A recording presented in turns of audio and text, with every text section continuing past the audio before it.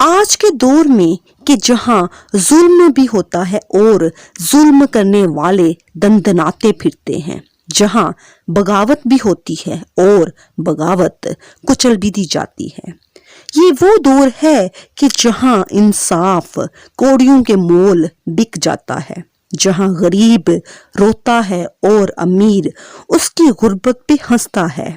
جس لمحے ہم روپے پیسے کی خاطر اپنے جیسے جیتے جاگتے انسانوں کو دکھوں اور مصیبتوں کی اندھی وادیوں میں دھکیل دیتے ہیں، تو اسی لمحے ہم خود کتنے حقیر ہو جاتے ہیں۔ لیکن آج کل کے اس نفسا نفسی کے دور میں بھی کچھ لوگ ہاتھوں میں امن کے دیے لیے پھر رہے ہیں۔ آج ہر ملک میں، ہر شہر میں، ہر جگہ مسجدیں، مندر اور کلیسائیں عام ہیں، لیکن پھر بھی ہر روز ہر گلی میں انسانیت کی دھجیاں اڑا دی جاتی ہیں۔ آج جب حرص و ہوس میں اندھے ہو کے اپنے جیسے انسانوں کا ایک ایک عضو کاٹا جاتا ہے تو دوسرا انسان اس کی اس حالت پہ ہنس رہا ہوتا ہے۔ کتنا کرب ہے، کتنی اذیت ہے۔ یہ جو لاکھوں کروڑوں درسگاہیں صلح و آشتی کا درس دیتی ہیں، پھر بھی ظلم کم نہیں ہوتا۔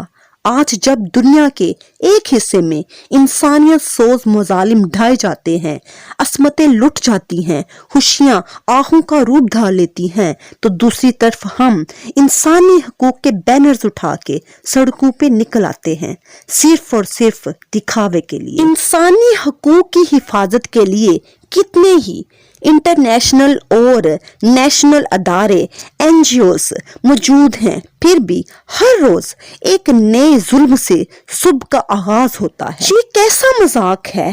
کیا زندگی مذاق ہے؟ اس سے زیادہ انسانیت کی تذلیل اور کیا ہوگی؟ ہم لوگ نہ تو اپنے ملک سے وفا کر رہے ہیں اور نہ ہی اپنی ذات سے۔ ہمارے اندر کا دوگلا پن نہ تو ہمیں منزل پہ پہنچنے دے رہا ہے اور نہ ہی منزل کا کوئی پتہ دے رہا ہے۔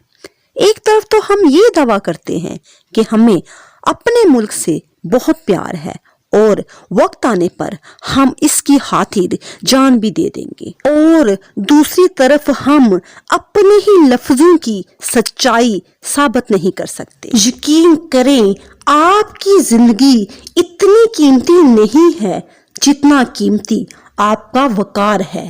جو لوگ عزت سے جینا نہیں جانتے وہ نہ تو زندوں میں شمار ہوتے ہیں اور نہ ہی مردوں میں۔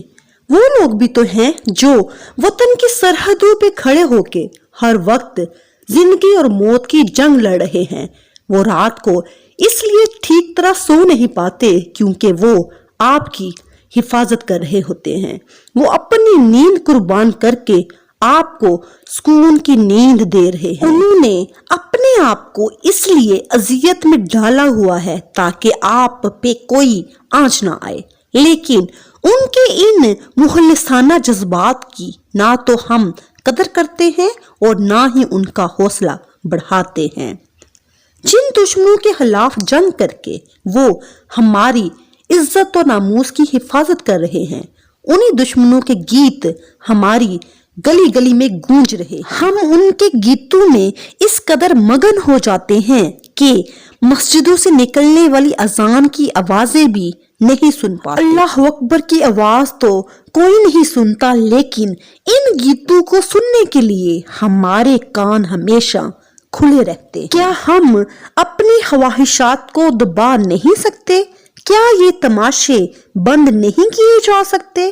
ہماری آج کی ینگ جنریشن کہتی ہے کہ زندگی ایک دفعہ ملتی ہے، اسے جتنا ہو سکے ہنس کے گزار لو، مگر وہ یہ نہیں جانتے کہ عزت بھی تو ایک دفعہ ہی ملتی ہے۔ اپنی خواہشات کو دبا کے تو آپ زندہ رہ سکتے ہیں مگر عزت گنوا کے زندہ نہیں رہ سکتے۔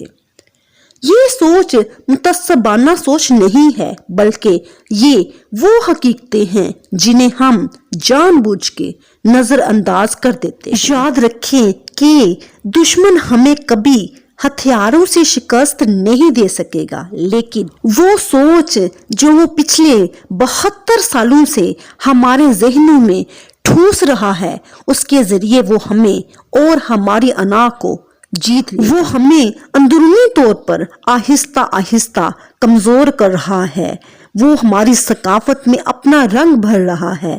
اب یہ سب کچھ آپ پہ منحصر ہے کہ آپ اپنے اندر بیٹھے ہوئے دشمن کو کیسے شکست دیتے ہیں۔